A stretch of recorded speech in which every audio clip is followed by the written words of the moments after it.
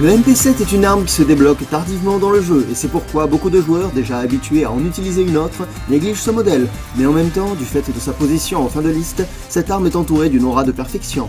Alors, qu'en est-il vraiment? Eh bien, c'est ce que nous allons tenter de découvrir dans cette analyse.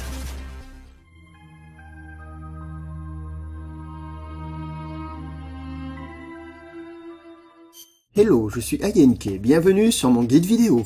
Dans cette nouvelle session, nous allons tenter de percer à jour les mystères d'un modèle d'arme de plus en plus apprécié des joueurs malgré le fait qu'on ne puisse pas l'utiliser avant d'avoir franchi 74 niveaux. Je vais donc faire l'usage d'un effet sonore MP3 additionné à une image vidéo en MP4 pour faire apparaître le très apprécié MP7. Et du coup ce serait drôlement symbolique si on utilisait cette arme pour tirer sur les entités anti-tout qui portent des noms de héros pour enfants. Les aventures de Pipa et Sopa. Commençons sans attendre par jauger la puissance de l'arme en découvrant le nombre de balles nécessaires à ce modèle pour abattre une cible. À courte portée, il vous faudra 3 balles pour vaincre un adversaire, et il vous en faudra 5 à moyenne et longue distance. En d'autres termes, le MP7 aura besoin d'une balle de moins à moyenne distance que le PP90M1 et l'UMP45. Mais en termes de puissance à courte portée, les balles du MP7 font partie des plus faibles aux côtés du PM9. Pour résumer, évitez de tirer à travers une paroi et ne vous attendez pas à avoir une grande portée avec ce modèle d'arme. Et en parlant de portée, voyons ce qu'il en est vraiment. Avec des balles d'une si faible puissance, il était évident que le MP7 ne pouvait pas briller dans ce domaine. Il rejoint donc le PM9 en fin de liste et reçoit à ses côtés la palme de la plus mauvaise portée de sa catégorie, bien que cette portée reste légèrement supérieure à celle du PM9 qui, pour rappel, rattrape cette faiblesse grâce à sa cadence 30% supérieure à celle du MP7. Comme vous venez de l'entendre, alors que nous savons désormais que la puissance et la portée de l'arme sont relativement similaires à celles du PM9, la cadence du MP7 est néanmoins largement moins importante. Mais comparons tout cela avec les autres modèles. Alors certes, le PM9 et le PP90M1 surpassent largement le MP7 en termes de cadence, mais en revanche, le MP45 est en dessous et le P90 est quant à lui relativement similaire. On peut donc dire que la cadence du MP7 est modérée, et pour faire une comparaison significative, on peut aussi dire du MP7 qu'il possède une cadence de fusil d'assaut. En ce qui concerne le temps de rechargement du MP7, là encore on retrouve de grandes similitudes avec le PM9, puisqu'avec leurs 3 secondes nécessaires, ils sont similaires à ce niveau lorsque le rechargement est effectué avant que le chargeur ne soit entièrement vide. Cette fois, le PP90M1 égale nos deux armes dans ce domaine et les rejoint donc en fin de liste. Notez tout de même qu'en matière de rechargement automatique, c'est-à-dire lorsque le chargeur est entièrement vide, le MP7 ne sera pas cette fois aussi long que le PP90M1 et le PM9 qui auront besoin de près de 4 secondes. Mais résumons-nous à présent, une puissance et une cadence modérée, une portée faible et un temps de rechargement peu engageant, mais où sont donc les avantages du MP7? Eh bien c'est ce que nous allons tenter de découvrir dans cette analyse. Ah ouais, non, ça c'est ce que je dis au début de chaque vidéo. Bon bah on va dire que c'est un effet de style assumé, une sorte de déjà-vu narratif. Et ouais, bienvenue sur mon guide vidéo. Parmi les caractéristiques les plus intéressantes du MP7, sa quantité de munitions et la taille de ses chargeurs ne sont pas à négliger puisque seul le P90, avec ses 50 balles par chargeur, surpassera notre arme qui disposera de 10 balles de moins. Le MP7 est en revanche supérieur au PP90M1 dont les chargeurs contiennent chacun 4 balles de moins.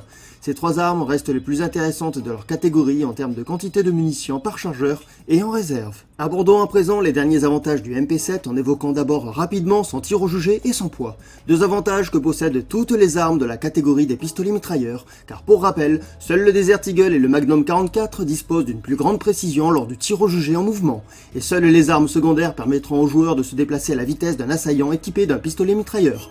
Quant au dernier avantage de l'arme, et en l'occurrence il s'agit de sa principale qualité, elle est la principale raison qui m'a décidé à invoquer une fois de plus la cross-counter des armes fiables pour y placer le très stable MP7 aux côtés des non moins stables ACR 6.8 et Mark 14. Alors certes, simplement de par sa nature de pistolet mitrailleur, le MP7 pourrait avoir sa place dans la God Hand des armes redoutables, mais comme je le précise souvent, ce sont des listes très personnelles, alors elles ne reflèteront pas toujours ce que vous pensez. Et comprenez bien que le jour où je me contenterai de dire ce que tout le monde pense, mon objectif ne sera plus alors de vous inciter à remettre en question vos opinions pour les changer ou les renforcer, mais au contraire de vous dire simplement ce que vous voulez entendre pour avoir plus de pouces approbateurs. Si toi aussi tu es d'accord avec cette phrase, pouce bleu. Non, je plaisante. Non mais c'est bon, hein, ceux qui l'ont déjà mis, vous pouvez le laisser, je m'en occupe, c'est bon, je vais les effacer plus tard, voilà. Il est temps maintenant de faire tout le contraire de ce que je vais dire dans la phrase suivante.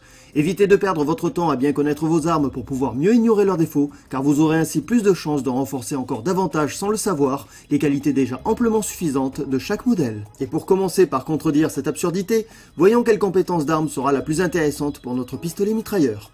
La logique voudrait que ce soit la compétence portée qui soit recommandée ici pour pallier l'une des principales faiblesses de l'arme.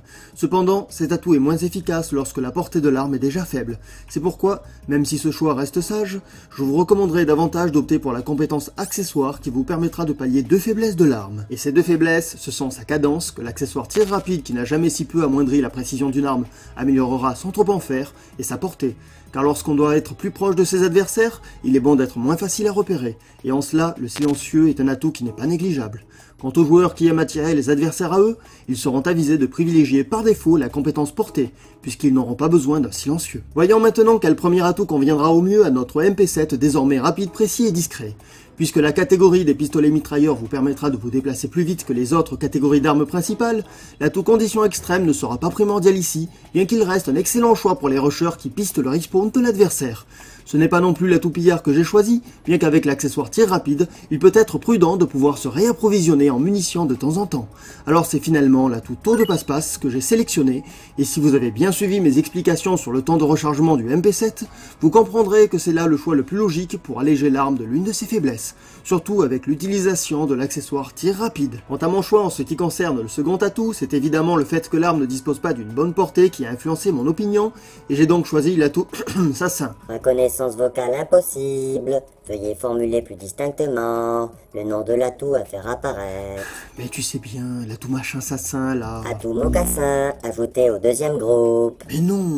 Ok, c'est bon, je m'en occupe. Et enfin, pour notre dernier atout, j'aurai une préférence pour rapport, car il offre une bonne protection et vous confère la possibilité de repérer vos adversaires si vous utilisez un casque. En revanche, je ne vous recommanderai pas l'atout visée solide ni tireur d'élite, car le premier n'apporte qu'une infime amélioration à la classe des pistolets mitrailleurs, et le second est plus utile sur les armes dont la portée peut légitimer l'usage d'un viseur. Au final, j'ai donc choisi de vous recommander l'atout silence de mort, ne serait-ce que pour vous inciter à l'essayer, car c'est l'un des atouts les moins répandus du jeu, et il mérite mieux que ça. Apprenez qu'il diminue le temps de marquage de l'atout reconnaissance, et qu'il annule les effets de la version pro de l'atout rapport, deux atouts fréquemment utilisés en match à objectif.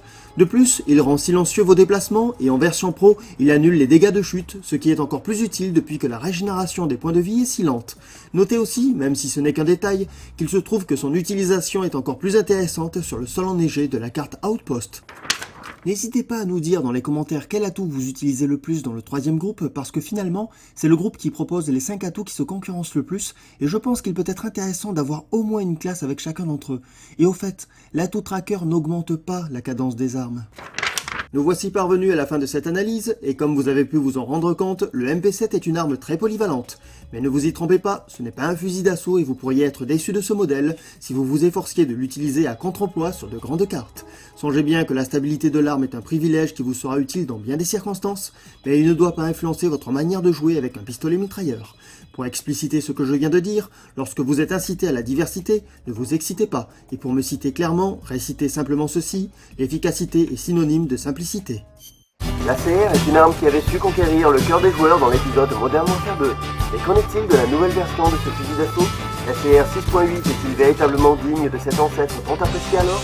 Eh bien, c'est ce que nous allons découvrir dans cette